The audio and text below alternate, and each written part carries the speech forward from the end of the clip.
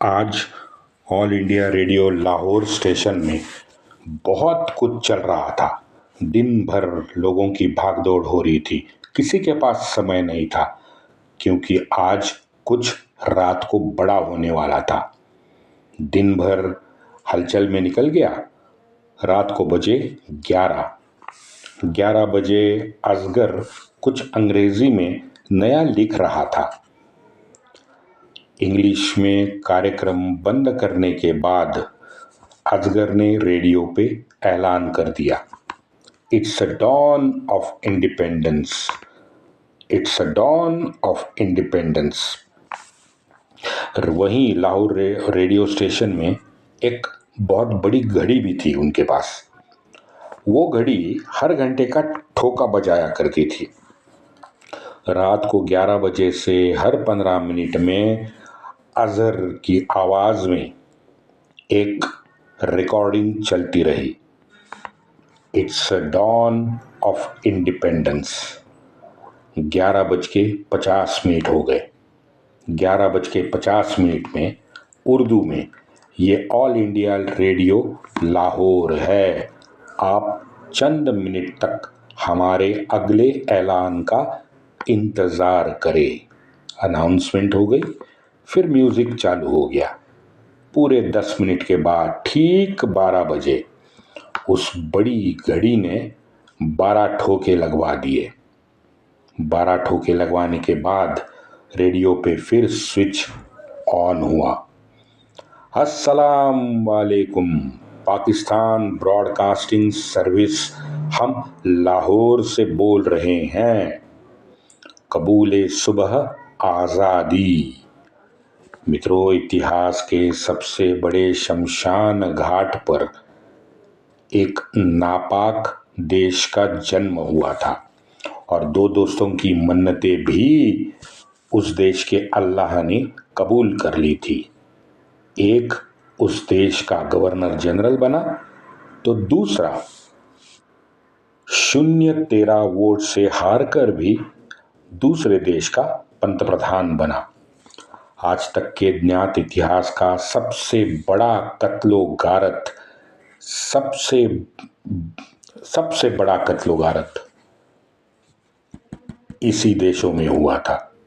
भारत के हर प्रांत में मित्रों, लोगों के मन में उनके अपनों की 1947 के पलायन की यादें निश्चित आज भी ताज़ा होंगी।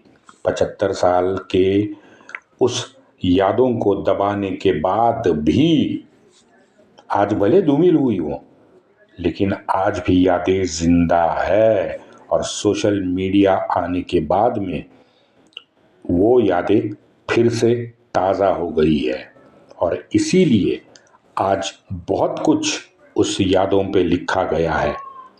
हाँ, 75 सालों में उनको पब्लिसिटी तो हर हाल में उन यादों की करनी नहीं थी, लेकिन क्या करते बेचारे, सत्य को कितनी देर छिपाते, सत्य बाहर आना ही था। सोशल मीडिया के ज़माने में सत्य तो बाहर आ गया है। वैसे मित्रों, ये भी बता दूं कि ये 14 अगस्त और 15 अगस्त का ये जो झोल है ना, ये सब इन लुटेरों मोमिनों ने कर रखा है। तो हम कह सकते हैं कि भाई 14 अगस्त तारीख जो है, ये भी लुटेरे ने चुरा ली। वैसे कराची में एक असेंबली हॉल था। उस असेंबली हॉल में इस नापाक देश को अस्तित्व में लाया गया। माउंट आज पूरे गणवेश में असेंबली हॉल में मौजूद था, क्योंकि माउंट गोरों के पूर्व विभाग का प्रमुख भी रहा है। उसकी भी एक अलग कहानी है कि क्यों उसने 15 अगस्त यही तारीख भारत के स्वतंत्रता के लिए चुनी। इसकी भी अलग एक कहानी है, लेकिन पूरा एपिसोड मुझे करना पड़ेगा। यहाँ असेंबली हॉल में सब इकट्ठा हुए। जॉन क्रिस्टी ने लिखे भाषण को माउंट पढ़ने लगा और उसके बगल में बैठा था भाव शून्य, मजहबी जज्बे से परिपूर्ण जिन्ना उसके बगल में बैठा था। लेकिन आज बोलने के लिए जिन्ना बिल्कुल उत्साहित नहीं था। जिन्ना भाषण के लिए उठा, बस दो चार स्टैंडर्ड डायलॉगबाजी की, बैठ गया। इस तरह से इस नापाक जानवरों के देश का मित्रों जन्म हुआ। इसके बाद कराची के सड़कों पर काले रंग के रोल्स रॉयस में बैठकर इन दोनों के साथ जुलूस निकाला गया। असेंबली हॉल से गवर्नर हाउस तक 5-6 किलोमीटर का रास्ता होगा, लेकिन दोनों तरफ काफी भीड़ थी और नए देश का जय जयकार कर रही थी। गवर्नर हाउस के लॉन में रोल्स रॉयस आते ही 21 तोपों की सलामी दे दी गई। गवर्नर हाउस के द्वार पर गाड़ी रुकने के बाद जिन्ना बोला, इंशाअल्लाह मुझे आज बड़ा सुकून मिला कि मैं आपको सही सलामत यहाँ तक ले आया। कितना हास्यास्पद है देखो मित्रों।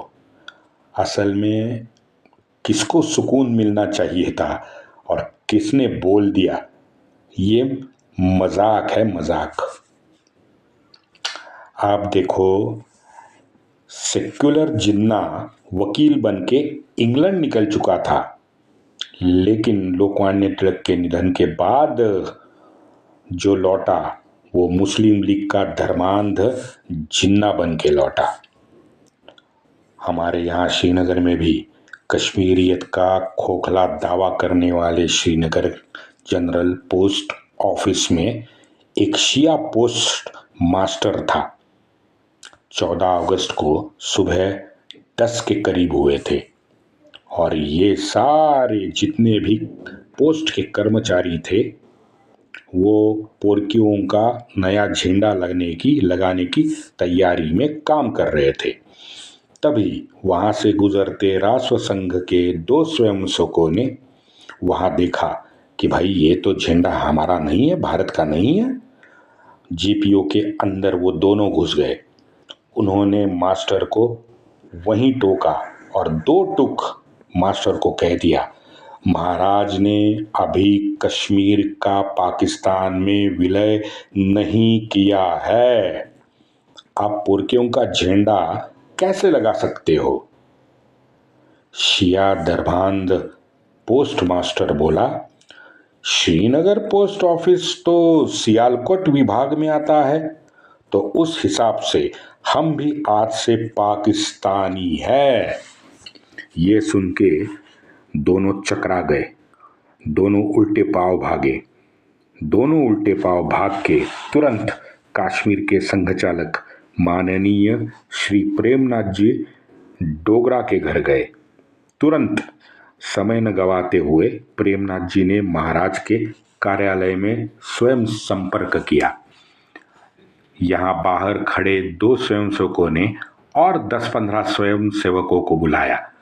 सारे के सारे ये स्वयंसेवक फिर भाग के पोस्ट ऑफिस गए और बस पौने घंटे में वो जो हरा झंडा था वो शिया पोस्ट मास्टर ने पुनः नीचे उतार लिया। मित्रों, उस दिन के वो बर्बरता का जो पूर्ण इतिहास है ना, उसके कई हिस्से यहाँ बिखरे पड़े हैं। उसकी झलक भी हमने फिल्मों में देखी है, डॉक्यूमेंट्री में देखी भी है, सुनी भी है, पढ़ी भी है, हाँ? लेकिन ये 2 छोटी यादें थी, वो मैं आपके सामने रखना चाहता था। अब पता नहीं, ये बहुत बहुत ही बहुत ही छोटी सी यादें हैं, लेकिन इन दोनों का परिणाम और इन दोनों घटनाओं के जो किरदार है, उनकी जो मानसिकता है, वो आपके सामने मैं रखना चाहता था। इसीलिए ये 2 यादें मैंने आपके सामने रखी। अब पता नहीं आपको कैसे लगा, ज़रूर बताइए, क्योंकि कोलकाता और दिल्ली में ये जो सत्ता की गलियारे है ना, यहाँ पे एक अलग प्रकार की अय्याशी उन 3 दिनों चल रही थी, वैसे 10 दिन चल रही थी। हाँ, सुंदो पसुंदी भी वहाँ पे बहुत हो गई, राजकारण भी बहुत चला। अब उस राजकारण की जो खबरें हैं वो छन छन के आज भी बाहर आ रही है। मित्रों, सारे मेरे हिंदू पुण्यात्मा जिन्होंने स्वदेश की आस लगाए हुए पलायन किया और अपने प्राण गंवाए, उन सभी को मेरा त्रिवार वंदन। वंदे मातरम।